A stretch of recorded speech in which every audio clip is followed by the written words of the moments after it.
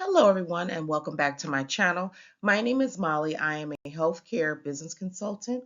Today, I will be touching bases on cybersecurity and how it's languishing our healthcare system. So, without further ado, let's go ahead and take a dive into the video.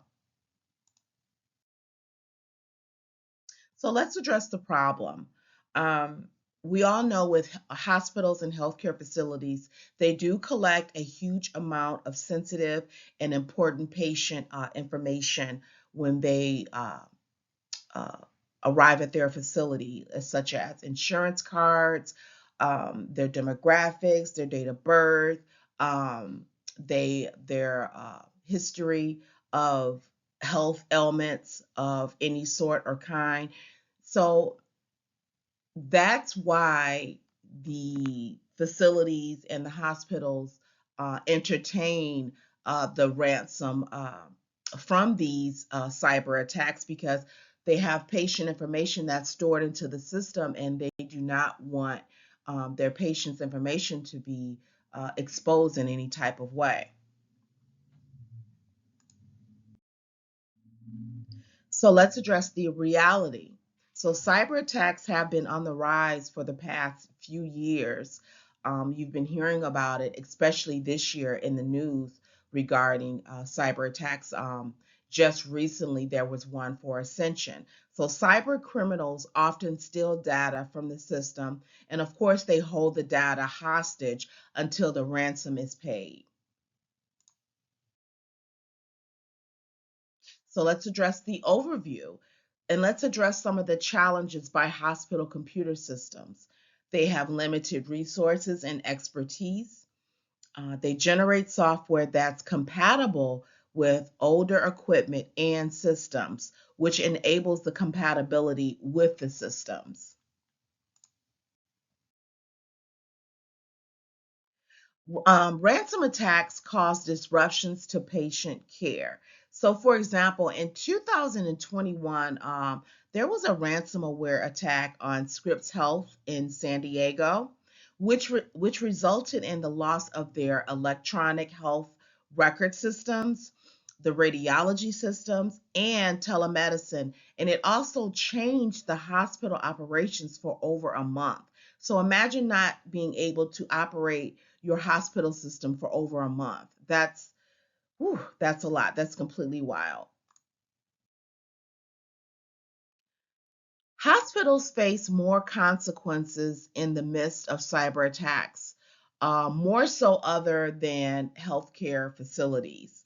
In some cases, hospitals shut down or stop admitting patients. So within the prior slide that I showed you guys, that hospital was like shut down for like almost over a month. They couldn't really do anything because their systems were under attack. And so, in this particular instance, I'm going to tell you how this affects um, another hospital in a different type of way, which caused to a patient being deceased in the process. So, in 2020, a hospital had to transfer a patient to another city for treatment because their hospital was under a cyber attack. But in the midst of them transferring the patient, or being transported, the patient passed away, which is that's just unreal, unbelievable, and awful. It just goes to show how these cyber attacks really affects um, most of these hospitals or healthcare facilities, to the point of patients, you know, being deceased in the process.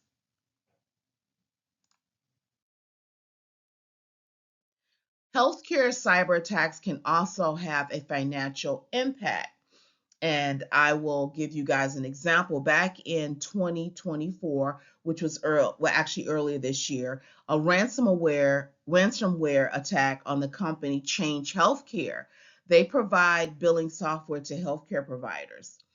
So it cost the hospital billions of dollars, and they were unable to use the software they needed to file claims with the payers, which are the insurance companies. How awful. So you're probably wondering, okay, so what is the solution, Molly? So the Biden administration wants to set a baseline security requirement for healthcare providers and also healthcare facilities and organizations. The administration has requested an $800 million funding that they're trying to propose for the budget for 2025.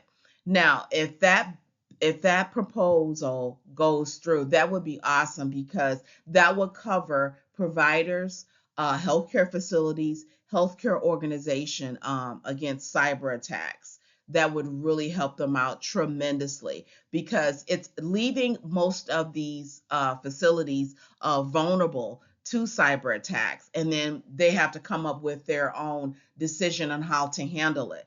So if this, like again, if this proposal goes through, um, the funding actually for the proposal goes through, that would help out the providers and the hospital facilities against cyber attacks. So if they come under an attack, that proposal, those monies would help get their hospitals off the ground and also to the other facilities off the ground in case they are under attack.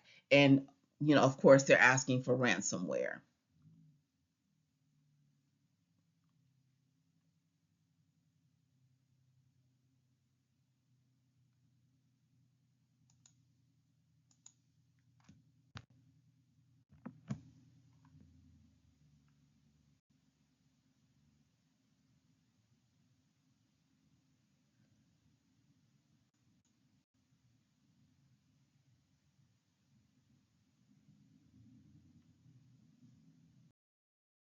So, overall, the bigger picture, healthcare institutions remain vulnerable and fragile to cyber attacks due to information being stored. As I said earlier in this video, that a lot of important and sensitive information from patients are stored into the data systems.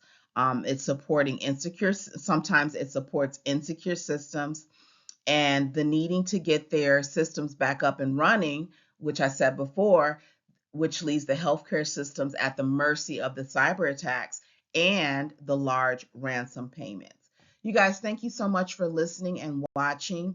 If you have a comment or a question, drop it down below and I'll do my best to my ability to answer it. Once again, thank you so much for listening and watching, and I'll see you in the next video.